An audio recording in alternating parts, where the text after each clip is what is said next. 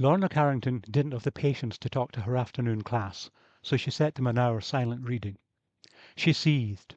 The trouble with people was that they had no perspective, wouldn't live in the here and now. Why couldn't they understand? Man that is born of a woman is of few days and full of trouble.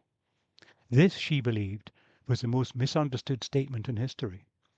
For 2 millennia, sheep for men had read those lines and wept for their own mortality.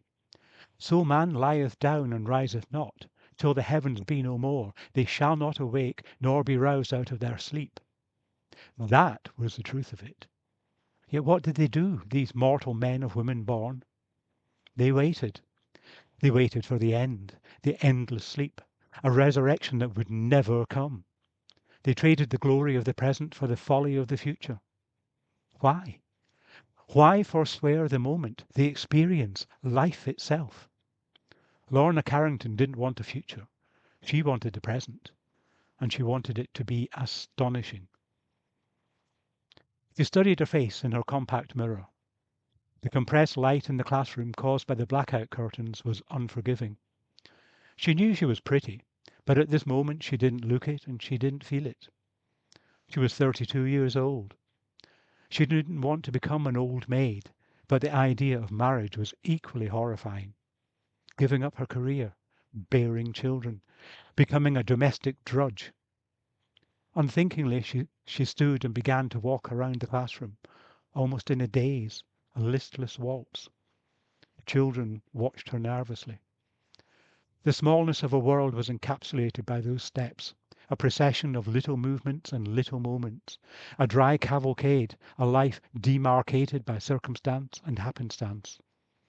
If she hadn't been born a woman, if her father hadn't been a wee free minister, if she hadn't been the cleverest child in her class, if she could have been happy even once, if she could be rid of her past, if she could fall in love, if she could unravel what happiness was, how to attain it, keep it, if she could only settle, stay, settle, enough.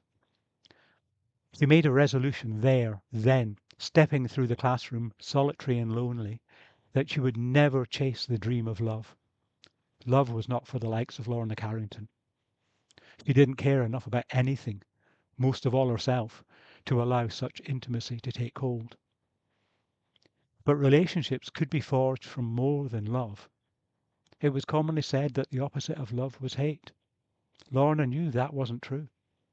Love and hate were bedfellows, emotions that bring people together. She could never form a loving relationship, that much she knew. But she could form a hating relationship. Oh yes, she could.